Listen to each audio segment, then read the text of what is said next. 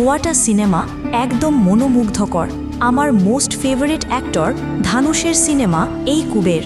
1,00,00,000 টাকার বিজনেস, এক ভিখারি যে ধ্বংসও করে দিতে পারে জীবনের অর্থ, জীবনের পরিপূর্ণতা, যে শুধু টাকাই না, ভালোবাসার রিভেঞ্জ, ফ্যামিলি ড্রামা ছাড়াও যে সিনেমা তৈরি করা যায়, এই সিনেমা তার সবথেকে বেস্ট উদাহরণ। একজন পথের ভিখারি দেশের সবচাইতে ধনী ব্যক্তিকে ভিক্ষা করাতে বাধ্য করে কিভাবে আর কেন। আজ আমি আপনাদের জন্য নিয়ে এসেছি কুবের মুভি এর এক্সপ্লেন। কুবের অর্থ হিন্দু ধর্মে ধন সম্পদের দেবতা, আর এই সিনেমা আপনাকে সেরকমই কিছু দেখাবে, তবে আপনাকে বুঝিয়ে দিবে যে ধনসম্পদ জীবনের সবকিছু নয়। তো বন্ধুরা, প্রত্যেক সিনেমা শুধু একটা গল্প নয়, অনেক সময় সেটা আমাদের ভয়, আমাদের আবেগ আর আমাদের আশার আয়না হয়ে ওঠে। কিছু চরিত্র আমাদের শেখায়, কিছু কাঁদায়, কিছু হাসায়, কিন্তু কিছু এমনও থাকে যারা আমাদের চিন্তা ভাবনাকেই বদলে দেয়। আমাদের এই মুভি এক্সপ্লেন চ্যানেলে আমরা এমনই সব গল্প নিয়ে আসি যা শুধু পর্দায় নয়, মনের গভীরে ঢুকে যায়।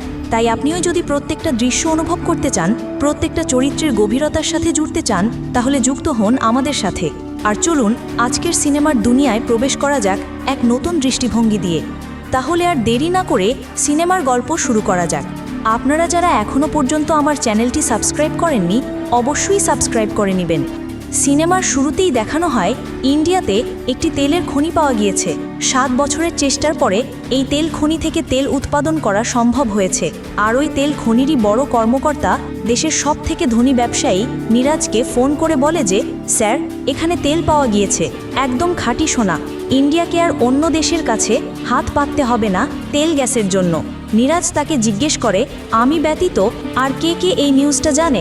সেই কর্মকর্তা বলে যে, না, এখন পর্যন্ত কেউ জানে না, এখানে যারা কর্মরত আছে তারাই শুধু জানে। নীরাজ তাকে বলে, ঠিক আছে, সাবধান, এই নিউজ যেন বাহিরে লিক না হয়। সেই কর্মকর্তা তখন নীরাজকে বলে যে, স্যার, আমি সকাল পর্যন্ত এটি নিয়ন্ত্রণ করতে পারবো, কিন্তু এরপর হয়তো পারবো না। নীরাজ বলে, ওকে, সকালের মধ্যেই আমি ব্যবস্থা করে নিব, তুমি অ্যালার্ট থাকো। তখন নীরাজ চলে যায় মিনিস্টার সিতাপ্পার কাছে। মিনিস্টার নীরাজকে দেখে বলে, তুমি এত রাতে কেন এসেছো? ফোনেই তো বলতে পারতে। নীরাজ বলে, মিনিস্টার সাহেব, এই তথ্যটি ফোনে বলার মতো নয়, তাই আমি নিজেই চলে এসেছি। তেলের সন্ধানে যে রিসার্চ চলছিল, সেখান থেকে তেল এবং গ্যাস পাওয়া গিয়েছে, আর সেটি আমার চাই। নীরাজ হলো ইন্ডিয়ার সবচাইতে ধনী ব্যক্তি। তার বাবার ইন্ডাস্ট্রিকে সে এমন এক জায়গায় নিয়ে গিয়েছে যে ইন্ডিয়ার 1 নম্বর ধনী হিসেবে গণ্য হয় এখন সে। মিনিস্টার বলে, তেলের এই খনি আমি তো একা কন্ট্রোল করতে পারবো না, এটি দেশের সম্পদ, দেশের সকলেই এটি ভাগাভাগি করবে। মিনিস্টার আরও বলে, আগামী বছর নির্বাচন, এই নির্বাচনে এই তেলকে ব্যবহার করে আমরা জিতে যেতে পারবো, আবার ক্ষমতায় আসতে পারবো। নীরাজ তখন বলে যে, ঠিক আছে, আপনি তেল ব্যবহার করে জিততে পারবেন, কিন্তু আপনি যদি এই তেল আমাকে দেন, আমি আগামী 2 টার্ম আপনাকে ক্ষমতায় রাখব। জনগণ যদি এমনি এমনি এই তেল পেয়ে যায়, তাতে আপনার নাম হবে না, কিন্তু আমি যদি জনগণকে আপনার হয়ে তেল দেই, তাহলে তা আপনার ফায়দা হিসেবে গ্রহণ হবে। সবাই বলবে এটির অবদান আপনার, এখন সিদ্ধান্ত নিন। মিনিস্টার বলে, এটি আমার একার সিদ্ধান্ত নয়, আমি সবার সাথে আলোচনা করে তোমাকে জানাতে পারবো। মিনিস্টার নীরাজকে আরও জিজ্ঞেস করে, ওই খনিতে তো এসব জানাজানি হয়ে গিয়েছে, মিডিয়ার কাছেও নিউজ চলে যেতে পারে, তাহলে তুমি তার নিয়ন্ত্রণ কিভাবে করবে? নীরাজ তখন বলে, ইন্ডিয়ার জনসংখ্যা অনেক, কিছু জনসংখ্যা কমে গেলে কোনো সমস্যা নেই। এর মানে হলো সে ওই রিসার্চ সেন্টারের সকলকে মেরে ফেলবে, আর নীরাজ মিডিয়া কন্ট্রোল করবে, তাও সে মিনিস্টারকে বলে। মিনিস্টার আর নীরাজের মধ্যে চুক্তি হয়ে যায়। দেখা যায় নীরাজ তার লোকজন পাঠিয়ে সেখানে একটি দুর্ঘটনা ঘটায় এবং সাথে সাথে সেখানকার সকল লোককে মেরে ফেলে, সেই বড় কর্মকর্তার সহযোগিতা নিয়ে। এরপর নীরাজ তার বাবার সাথে এই বিষয় নিয়ে আলোচনা করছিল। তার বাবা নীরাজকে বলে, এটি অনেক রিস্কের বিষয়। সে তার বাবাকে বলে যে, বাবা, রিস্ক তো নিতেই হবে। আগামী 5 বছরের মধ্যে পৃথিবীর সবচাইতে ধনী ব্যক্তি হতে গেলে, সবচেয়ে পাওয়ারফুল হতে গেলে অবশ্যই রিস্ক নিতে হবে। নীরাজ আর তার বাবা মিনিস্টারের সাথে দেখা করে, দুজনই মিলে মিনিস্টারের সাথে ডিল করে। মিনিস্টার তাদেরকে 1,00,00,000 টাকার একটি বাজেট ধরিয়ে দেয়, বলে, আগামী বছর নির্বাচন, সেন্ট্রাল মিনিস্টার, সব কিছু মিলেই এত টাকা তো লাগবেই। 500 কোটি টাকা তুমি ব্ল্যাক মানি দেবে আর 500 কোটি টাকা হোয়াইট মানি দিবে। মিনিস্টার যে 1,00,00,000 টাকার বাজেট কাগজে লিখে দিয়েছে, সেটি পকেটে নিতে থাকে নীরাজ। মিনিস্টার তখন বলে, তুমি এটি লিখে নাও দেখে দেখে। এরপর মিনিস্টার সে কাগজটি আগুন দিয়ে জ্বালিয়ে দেয় আর বলে, হাতের লেখাও এভিডেন্স হতে পারে, হাতের রাইটিং মিলে যেতে পারে, তাই কোনো প্রমাণ রাখা যাবে না। আর হ্যাঁ, তোমরা যদি কোনোভাবে ধরা খাও বা কোনো প্রবলেম ক্রিয়েট হয়, আমি আর তোমাদের চিনব না, তোমাদের সাথে আমার কোনো সম্পর্ক নেই। আর এই সব লেনদেন হবে আলাদা আলাদা নামে, কোনো নামই আমাদের সাথে সংযুক্ত থাকবে না। নীরাজ মিনিস্টারের শর্তগুলো মেনে নিয়ে ডিল কমপ্লিট করে চলে আসে। নীরাজের বাবা নীরাজকে বলে যে আমাদেরও এরকমভাবেই টাকা ট্রান্সফার করতে হবে, কারণ মিনিস্টার যদি আমাদের থেকে পোল্ট্রি নিয়ে নেয় তাহলে আমরা বিপদে পড়ে যাব, কোনোভাবে আমাদের ইমেজ সংকট হওয়া যাবে না। নীরাজ তখন তার বাবাকে বলে যে ঠিক আছে, আমরা অন্য একটি কোম্পানি হায়ার করে নিব। নীরাজের বাবা নীরাজকে বলে যে না, এভাবে হবে না, বিশ্বস্ত কাউকে লাগবে। নীরাজ এই বিষয়ে পাত্তা দেয় না, বলে আচ্ছা আমি খুঁজে বের করব। নীরাজের বাবা তখন দীপকের কথা বলে যে সে সিবিআই অফিসার, এর আগে আমাদের অফিসেও রেড করেছিল, তার জন্য 100 কোটি টাকা আমাদের লস হয়েছিল। সে এখন পর্যন্ত প্রায় 1000 কেস সলভ করেছে, কিন্তু সে এক পলিটিশিয়ানের পাল্লায় পড়ে এখন সে জেলে, তার 10 বছরের সাজাও হতে পারে। দীপক অনেক অনেস্ট এবং সিনসিয়ার একজন কর্মকর্তা, তুমি তাকে কাজে লাগাতে পারো, আর তাকে কাজে লাগানোর জন্য তোমাকে তার প্রভু হতে হবে, তার বিশ্বাস অর্জন করতে হবে, তাহলে তুমি ওকে দিয়ে সব করাতে পারবে। নীরাজ তার বাবাকে বলে যে এরকম সৎ ব্যক্তি আমাদের হেল্প কিভাবে করবে। নীরাজের বাবা বলে যে সে আমাদের হেল্প করতে চাইবে না, কিন্তু তাকে বাধ্য করাতে হবে। সে 5 বছর হলো জেলে আছে, তার ফাইনাল রায় হয়ে গেলে 10 বছর জেল কনফার্ম হবে। আমরা যদি তাকে জেল থেকে বের করি, সে আমাদেরকে অবশ্যই সাহায্য করবে। নীরাজ বলে এত কষ্ট কেন করতে হবে বাবা? তার বাবা বলে যে এই লোক দিয়ে তুমি সবই করাতে পারবে, কারণ সে ট্যালেন্টেড একজন মানুষ। সিন চলে আসে জেলে, দীপককে দেখানো হয় তার ওয়াইফ তার সাথে দেখা করতে এসেছে। তার ওয়াইফ মন খারাপ করে তার সাথে কথা বলে এবং তার মেয়েকে দেখায় ছবির মাধ্যমে। দীপক তার ওয়াইফকে জিজ্ঞেস করে সে তার মেয়েকে কি বলেছে, তার বাবা কোথায়। দীপকের ওয়াইফ বলে যে তার বাবা দুবাইতে আছে, কখনো কখনো মালয়েশিয়ায় আছে, এসব বলে তার দিন পার হচ্ছে। দীপক চায় না যে তার মেয়ে জানুক সে জেলে আছে। এসব কথা শেষে সে যখন ফিরে আসবে, তখন পুলিশ কনস্টেবল এসে তাকে জেলারের রুমে নিয়ে যায়। আর সেখানেই নীরাজ দীপকের সাথে দেখা করে, তাকে অফার করে তার হয়ে কাজ করার জন্য, কিন্তু দীপক একদম সরাসরি না করে দেয়।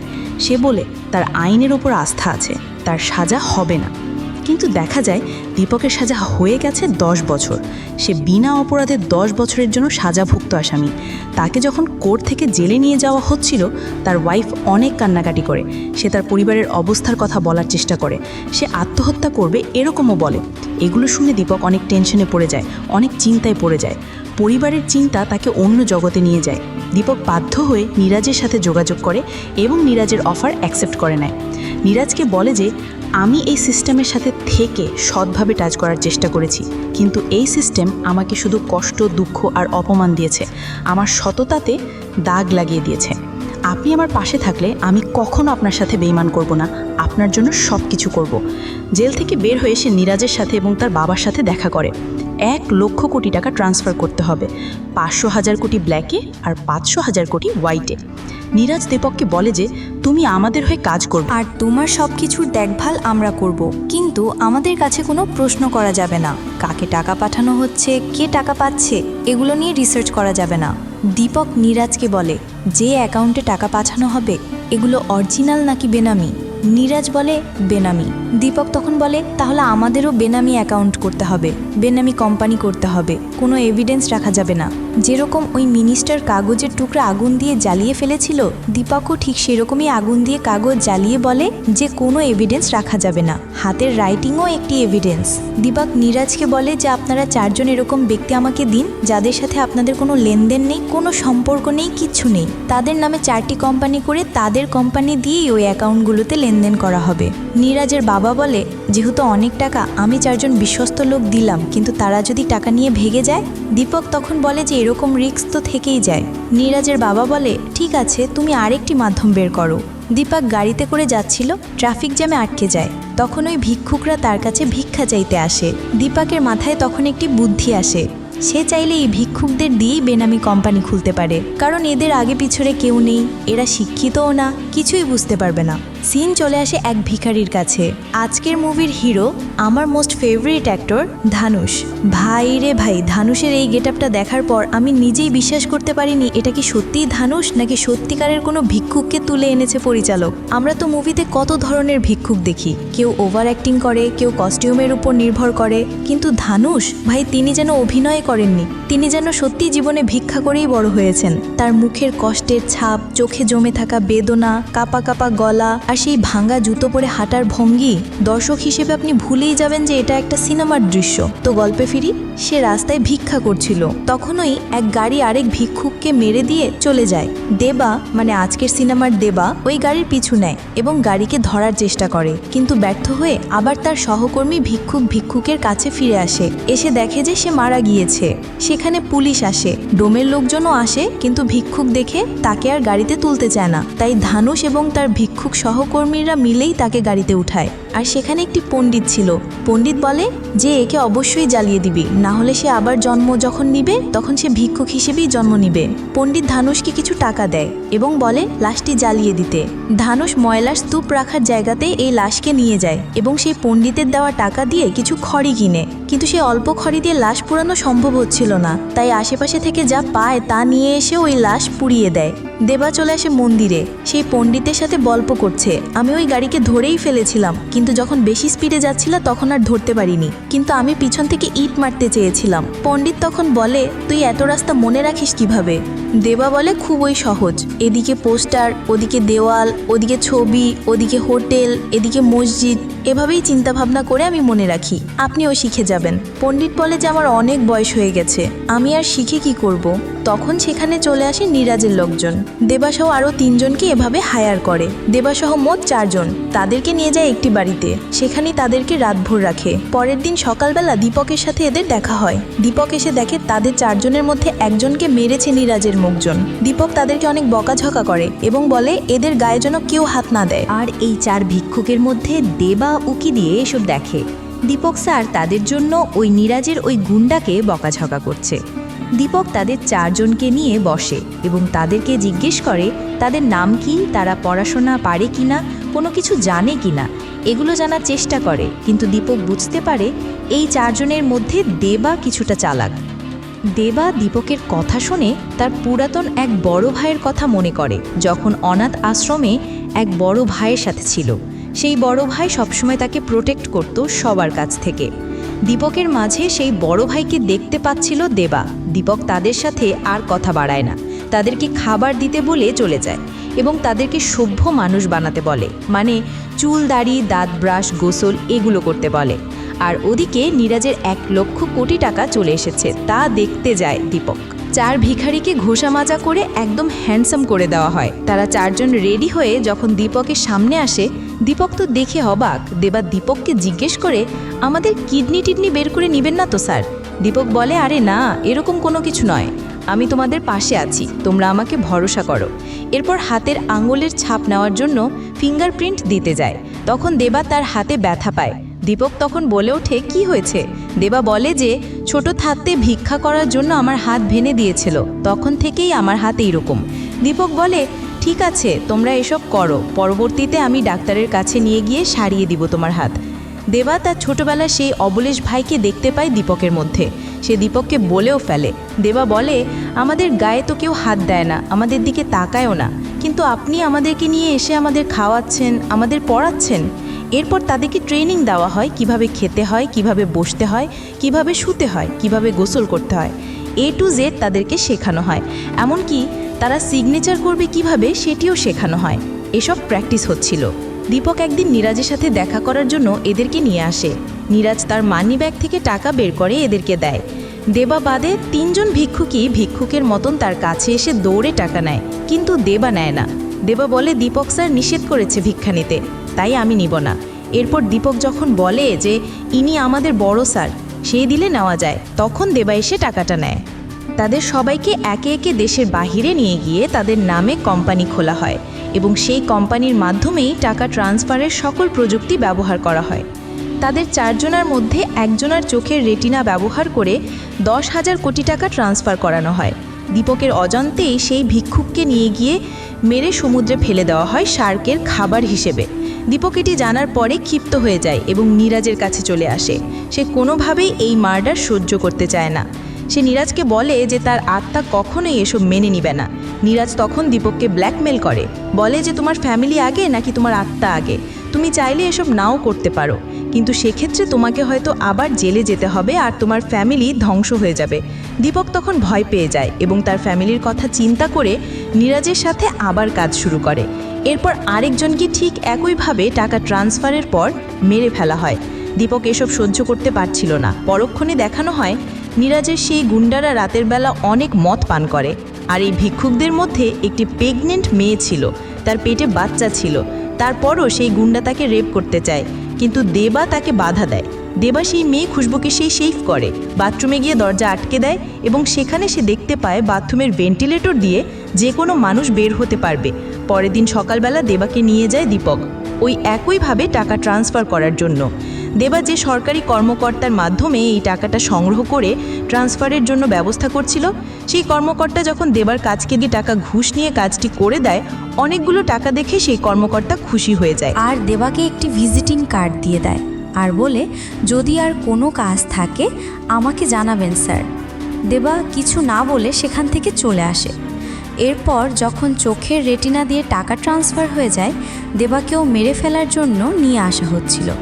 দীপক তখন দেখতে পায় সিস্টেমের কারণে টাকা ট্রান্সফার হয়নি, আর ওদিকে নীরাজের লোকজন দেবাকে ভয় দেখাতে শুরু করে, মারধর শুরু করে। দেবা বুঝে যায় যে তাকে মেরে ফেলা হবে। দেবা কৌশলে পেশাব করার জন্য নিচে নামে গাড়ির, আর তখনই দীপক নীরাজের গুন্ডাকে ফোন করে বলে, দেবাকে আবার নিয়ে আসো, টাকা ট্রান্সফার হয়নি, তার চোখের রেটিনা আবার দরকার। গুন্ডা পিছু ফিরে দেখে দেবা সেখান থেকে পালিয়ে গিয়েছে। সকলে মিলে দেবাকে খোঁজাখুঁজি শুরু করে। দীপক তো নীরাজের লোকজনকে অনেক গালিগালাজ করে। এদিকে দেবা দৌড়াতে দৌড়াতে এক স্টেশনে এসে বসে পড়ে। পাশে একটি মেয়েকে দেখা যায়, তার নাম সামিরা। সে মূলত ভেগে এসেছে বাড়ি থেকে তার বয়ফ্রেন্ডের সাথে পালাবে বলে, কিন্তু সামিরা স্টেশনে বসে আছে, তার বয়ফ্রেন্ড আর আসে না। সে কি করবে বুঝে উঠতে না পেরে স্টেশনেই বসে আছে। দেবা তখন অনেক ক্ষুধার কারণে বেহুশ হয়ে যায় সেখানে। সামিরা এবং ওখানকার দুটি লোক দেবার মুখে পানি দিয়ে তার জ্ঞান ফিরিয়ে আনে। পরে তাকে পানি খেতে দেয় এবং একটি চকলেটও খেতে দেয়। সামিরা সেখান থেকে চলে যাওয়ার চেষ্টা করছিল। দেবা তার পিছু নেয় এবং তাকে বলে যে আপনি কোথায় যাচ্ছেন, কেন যাচ্ছেন, সামনে তো ট্রেন আসছে। মানে সামিরা আত্মহত্যা করার প্ল্যান করেছিল। দেবা তখন সামিরাকে বলে যে জীবিত থাকতে হবে, বাঁচার জন্য বাঁচতে হবে। সামিরা তখন আর আত্মহত্যা না করে বাড়ির উদ্দেশ্যে রওনা হয়। দেবা তখন সামিরাকে বলে, আপনার ফোনটি দিবেন। দেবা দীপককে ফোন করে সামিরার ফোন থেকে, কিন্তু দীপক ফোনের কাছে না থাকার কারণে ফোন রিসিভ করে না। ফোন রিসিভ না করলে অটো ভয়েস রেকর্ড হয়। দেবা সেটি বুঝতে না পেরে হ্যালো হ্যালো বলতে থাকে। দীপক যখন ফোনের কাছে আসে, দেবার ভয়েস রেকর্ড পেয়ে সেই ফোনটি ট্র্যাক করে। সামিরা যখন বাড়িতে যাওয়ার জন্য স্টেশন থেকে বের হচ্ছে এবং গাড়িতে ওঠে, তখন দেবা তাকে বলে যে আজকে কী বার। সামিরা বলে শুক্রবার।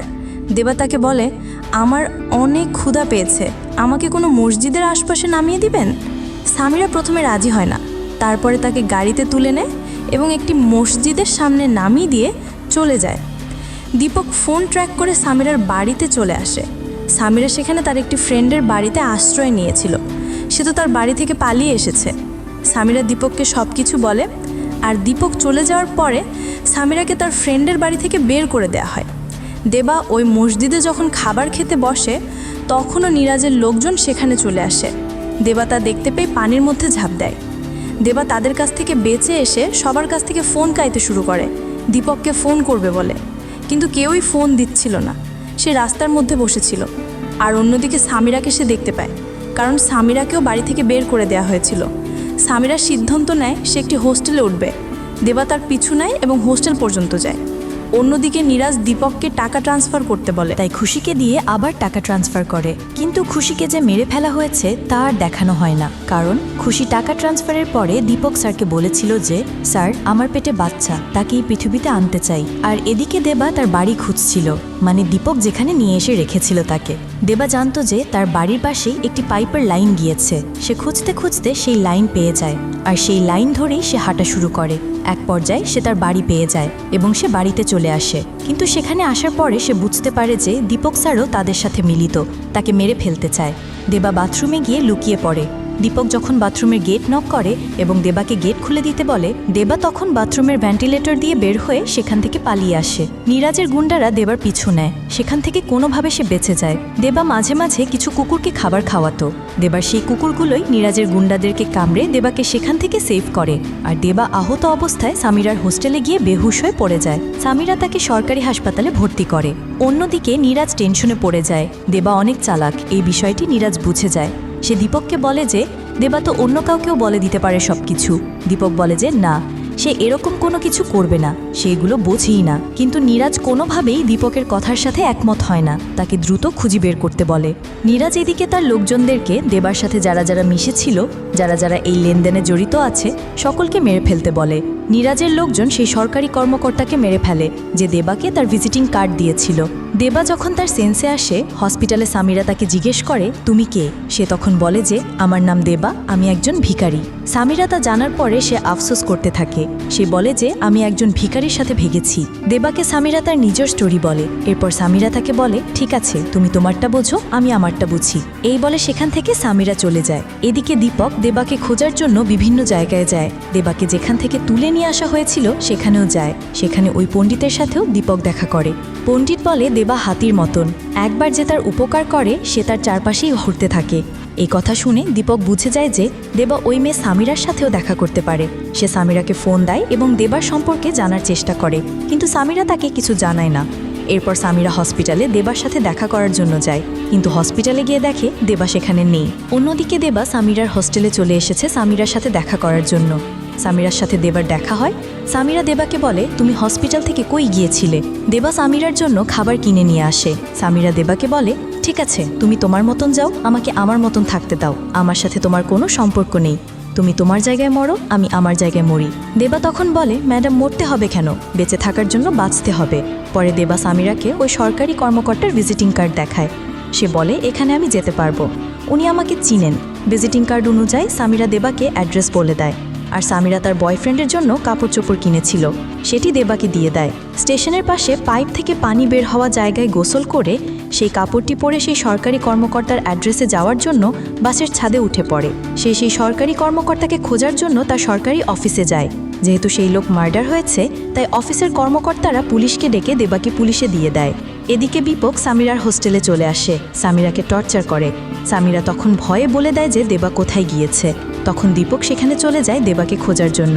আর এদিকে থানার এসআই দেবার কাছ থেকে সবকিছু শুনে নেয় এবং দেবাকে নিয়ে সেই সরকারি কর্মকর্তা সেই বাড়িতে যায় যেখানে এই সব ডিল হয়েছে। সেখানে যাওয়ার পরে ওই পুলিশ সব টাকা এবং অনেকগুলো গোল্ড দেখতে পায়। পুলিশ অফিসার মোটামুটি সব বুঝে যায় যে এখানে কি খেলা চলছে। সে দেবাকে বলে যে তোমার নামে অনেক টাকা পয়সা আছে, সেজন্যই এরা তোমাকে এইভাবে খুঁজছে। দেবাও কিছুটা বুঝে যায়। দেবা পুলিশকে জিজ্ঞেস করে যে কত টাকা আমার নামে আছে। পুলিশ তখন বলে যে তুমি যেখানে ছিলে বা এই মুম্বাই শহর বা হায়দ্রাবাদ শহরে যত ভিখারি আছে সবাইকে 3 বেলা খাওয়ানো যাবে, স্কুলে পড়ানো যাবে, এত কোটি কোটি টাকা আছে। দেবা বলে তাহলে আমি তাই করব, সকলকে খাওয়ানোর ব্যবস্থা করব। এই সময় দীপকও সেখানে চলে আসে। পুলিশ ইন্সপেক্টর প্রথমে বুঝতে পারে না যে দীপক দেবাকে মারার জন্য বা ধরার জন্য এখানে এসেছে। দেবা যখন পুলিশকে বলে যে এই সেই দীপক যে তাকে খুঁজছে মেরে ফেলার জন্য, তখন পুলিশ বন্দুক তাক করে দীপকের দিকে। দীপক পুলিশকে গুলি করে মেরে ফেলে। আর দেবা ভয়ে ছাদ থেকে নিচে লাফ দেয়। সে একটি গাছের উপর পড়ে আর গাছের ডাল ধরে নিচে পড়ে যায়। তার বিন্দু মাত্র কোনো ক্ষতি হয় না। দেবা আবার স্বামীরের কাছে চলে আসে, স্বামীরাকে এই বিষয়গুলি বলে। আর স্বামীরাকে আরও বলে তুমি এখনই সব কিছু জানো, তোমাকেও এরা ছাড়বে না। যারা যারা এখন পর্যন্ত এসব বিষয়ে জেনেছে সকলকে মেরে ফেলেছে, তোমাকেও মেরে ফেলবে। তুমি চলো আমার সাথে, এখনই এখান থেকে পালিয়ে যেতে হবে। তখনই নীরাজের গুন্ডারা সেখানে চলে আসে আর এরা দুইজন পালিয়ে যায়। তারা দুইজন যেখানেই যাচ্ছিল সেখানেই গুন্ডারা উপস্থিত হয়ে যাচ্ছিল। তারা বাসে চড়ে অন্য শহরে যাওয়ার চেষ্টা করে, সেখানেও গুন্ডারা চলে আসে। গুন্ডাদের ভয়ে সেখানেই ডাস্টবিনে তারা দুইজন লুকিয়ে পড়ে। স্বামীরা বুঝতে পেরেছিল যে তার ফোন ট্র্যাক করে তাদেরকে খোঁজা হচ্ছিল, তাই সে তার ফোন বন্ধ করে ফেলে এবং সেই ডাস্টবিনেই বসে থাকে। পরে যখন ডাস্টবিন ময়লার স্তূপে ফেলা হয় তখন তারা দুইজন সেখান থেকে বের হয়ে আসে। আর অন্যদিকে দীপক এগুলো আর সহ্য করতে পারছিল না। সে সিদ্ধান্ত নেয় সে আর নীরাজকে এসব করতে দেবে না। সে সকল এভিডেন্স নিয়ে একটি লকারে রেখে দেয়। দেবা আর স্বামীরাকে হেল্প করার জন্য সিদ্ধান্ত নেয়। তার পরিবারকে দুবাই পাঠিয়ে দেয়। স্বামীরা এই ময়লার ভেতরে থেকে অসুস্থ হয়ে পড়ে, তার বমি বমি আসছিল। দেবা স্বামীরার এই অবস্থা দেখে স্বামীরার ফোন থেকে দীপককে ফোন করে আর বলে যে স্যার কোথায় আসতে হবে আপনি বলেন, আমি চলে আসব। আর দীপক তখন নীরাজের সামনেই বসা ছিল। স্বামীরা দেবাকে বলে, তুমি এটি কি করেছো? এখন সে তো আমাদেরকে ধরে ফেলবে, চলো এখান থেকে পালাই। দেবা স্বামীরার কথা শুনে চলে আসে। রাস্তায় দেখা যায় এক ভিখারি মারা গিয়েছে, তাকে কুকুরের গাড়িতে করে বেওয়ারিশ লাশ হিসেবে নিয়ে যাওয়া হচ্ছিল। দেবা সেই লাশকে দেখে সেই লোকজনদেরকে বলে যে আমি আপনাদেরকে টাকা দিব, 1 ঘন্টা সময় দিন, তাও এই লাশকে এভাবে নিয়ে যায়েন না। কারণ দেবা জানে যে একজন ভিখারি কিভাবে মারা যায় আর কতটা কষ্ট করে। আর এই লাশ যদি পচে গলে এভাবে বেওয়ারিশ লাশ হিসেবে পড়ে থাকে, তাহলে সে পরের জন্মে আবার ভিখারি হয়ে জন্মগ্রহণ করবে। সে চায় না কেউ ভিখারি হয়ে জন্মগ্রহণ করুক, তাই সে এরকমভাবে কাকুতি মিনতি করছিল। পরে ওই ডোমের লোকজনেরা বলে, ঠিক আছে তুমি টাকা নিয়ে আসো। দেবা স্বামীরাকে নিয়ে সেই বাড়িতে চলে যায় সরকারি কর্মকর্তা সেই বাড়ি। সেখানে গিয়ে দেবা সেই টাকা পয়সাগুলো বের করে। স্বামীরা এসব টাকা পয়সা দেখে তো অবাক হয়ে যায়। দেবা স্বামীরাকে বলে, সব টাকা পয়সা তুমি নিয়ে চলে যাও, আমাকে কিছু টাকা দাও এই লাশের জন্য। সে সেখান থেকে কিছু টাকা নিয়ে এসে এদেরকে দেয় আর সেই লাশকে ধুমধাম করে বিদায় দেয় এবং সকল ধর্মাবলী মেনে এই লাশকে পুড়িয়ে ফেলে। পরের দিন সকালবেলা সে যখন ওই লাশ পুরানো জায়গা থেকে আসছিল, মন্দিরের সিঁড়িতে সকলেই তার কাছ থেকে টাকা নিচ্ছিল। সেই সকলকে টাকা দিয়ে অনেক ভালো ফিল করছিল। তখনও সে সিদ্ধান্ত নেয় তার নামে যে টাকাগুলো আছে সেই টাকাগুলো নিয়ে সে সকলের উপকার করবে। সেখান থেকেই সে দীপকের ফোন করে। দীপক নীরাজের সামনেই বসা ছিল। সে দীপককে বলে যে স্যার, আমার সব টাকা লাগবে, আমি সকলের উপকার করতে চাই। দীপককে একটি জায়গায় দেখা করার জন্য ডাকে দেবা। আর এদিকে তো নীরাজ এসব শুনে অনেক ক্ষিপ্ত হয়ে যায়। নীরাজ বলে ওঠে, ফকিরের বাচ্চা বলে কি, ফকিরের বাচ্চার সব টাকার দরকার। দেবাকে গালিগালাজ করতে শুরু করে। দেবা তার কথা শুনে ফোন কেটে দেয়। দীপক সেখানে আসলে দেবা তাকে কিডন্যাপ করে নেয় আর তাকে ওই বাড়িতে নিয়ে গিয়ে আটকে রাখে। দীপক তখন দেবাকে জানায় যে খুশি মরে নাই, দীপক তাকে সেফ জায়গায় রেখেছে। আর দীপক দেবাকে এটিও বলে, তুমি আমার এভিডেন্স হয়ে যাও, সরকারের কাছে সবকিছু স্বীকার করো, মিডিয়ার সামনে এসে সবকিছু বলো, আমি এই নীরাজের সকল কিছু ধ্বংস করে দিব। দেবা খুশির কথা এবং এগুলো শুনে রাজি হয়ে যায়, কিন্তু স্বামীরা কোনোভাবেই তার কথা বিশ্বাস করতে চাচ্ছিল না। সে বলছিল যে দীপকের কথা বিশ্বাস করার কোনো দরকার নেই। বাট দেবা দীপকের কথা বিশ্বাস করে দীপকের হাত খুলে দেয়। দীপক, দেবা এবং স্বামীরাকে নিয়ে সেই জায়গায় যায় যেখানে খুশিকে সেফলি ভাবে রেখেছে। সে একটি আশ্রমে রেখেছে খুশিকে। খুশি দেবাকে দেখে আর দেবা খুশিকে দেখে, দুইজনে অনেক খুশি হয়ে যায়। দেবা এরপর দীপক স্যারকে বলে যে স্যার, এখন আপনি যা বলবেন আমি তাই করব। তারা সেখান থেকে বের হয়ে আসবে। তখনও নীরাজের গুন্ডারা সেখানে চলে আসে। দেবা, স্বামীরা এবং দীপক গুন্ডাদের দেখে লুকিয়ে পড়ে। দেবা আসে খুশিকে বাঁচানোর জন্য, আর অন্যদিকে দীপক গুন্ডাদের সাথে ফাইট শুরু করে দেয়। গুন্ডারা ভিতরে চলে আসে। গুন্ডারা খুশিকে মারার জন্য সামনে এগিয়ে আসে। তখন দেবা খুশিকে সেভ করার জন্য গুন্ডাদের সাথে মারামারি করতে শুরু করে। এক পর্যায়ে সেখান থেকে পালিয়ে আসে তারা। দীপক এদের 3 জনকে সেখান থেকে সেফলি বের করে দিয়ে দরজা লাগিয়ে দিয়ে গুন্ডাদের সাথে গোলাগুলি করতে থাকে। এক পর্যায়ে দীপকের গায়ে গুলি লাগে এবং দীপক সেখানে আস্তে আস্তে মারা যায়। আর খুশি ছিল প্রেগনেন্ট। খুশি এই দৌড়ঝাঁপ এবং গুন্ডাদের ধাক্কায় একবার পড়ে গিয়েছিল। তার পেটে ব্যথা পায়, সেখানে তার ব্লিডিং শুরু হয়ে যায়। আর এই আশ্রমের বাহিরে যখন দীপক তাদেরকে বের করে দেয়, খুশি সেখানে একটি বাচ্চা জন্ম দেয় আর মারা যায়। সেই বাচ্চাকে দেখে দেবা আর স্বামীরা অনেক ইমোশনাল হয়ে পড়ে। স্বামীরা দেবাকে বলে যে এই বাচ্চার জন্য হলেও এখন তুমি এখান থেকে বের হও।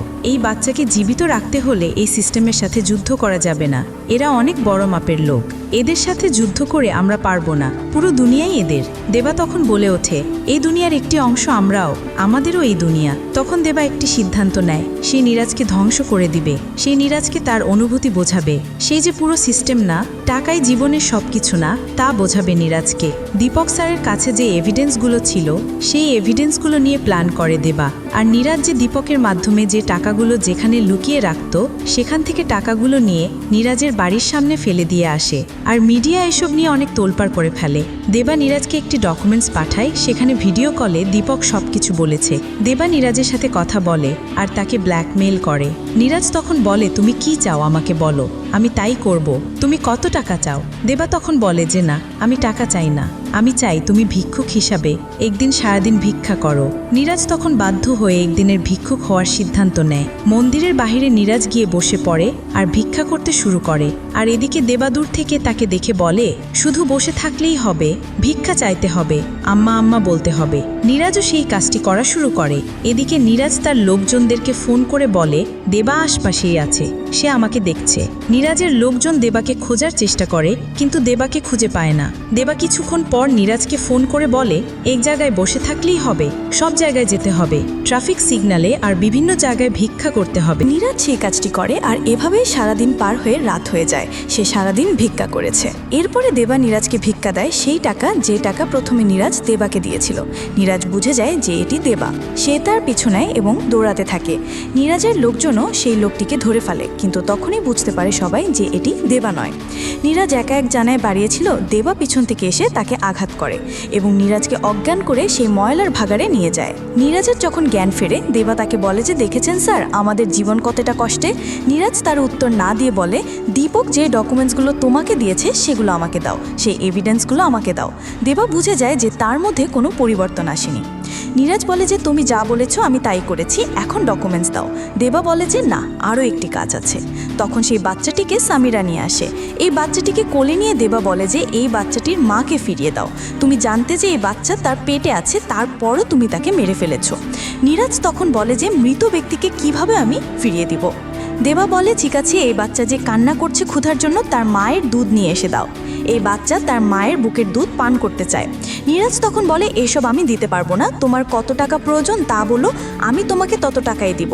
আর এই বাচ্চার মা যদি জীবিতও থাকতো কি করতো? এই বাচ্চাকে দেখিয়ে ভিক্ষাই তো চাইতো, আর ক্ষুধার যন্ত্রণায় একসময় মারা যেত। দেবা তখন বলে যে, তুমি কোনোদিনই পরিবর্তন হবে না।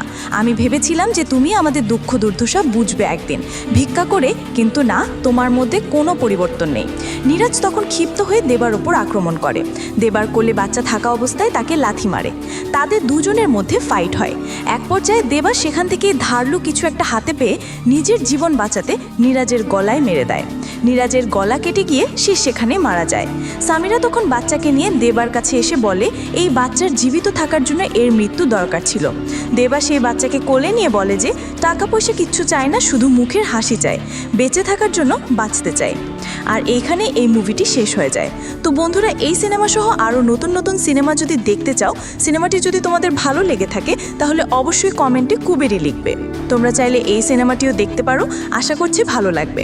আজকে এই পর্যন্তই, দেখা হচ্ছে নতুন কোনো দুর্দান্ত ভিডিওতে। ততক্ষণ পর্যন্ত ভালো থাকো, সুস্থ থাকো, আল্লাহ হাফেজ।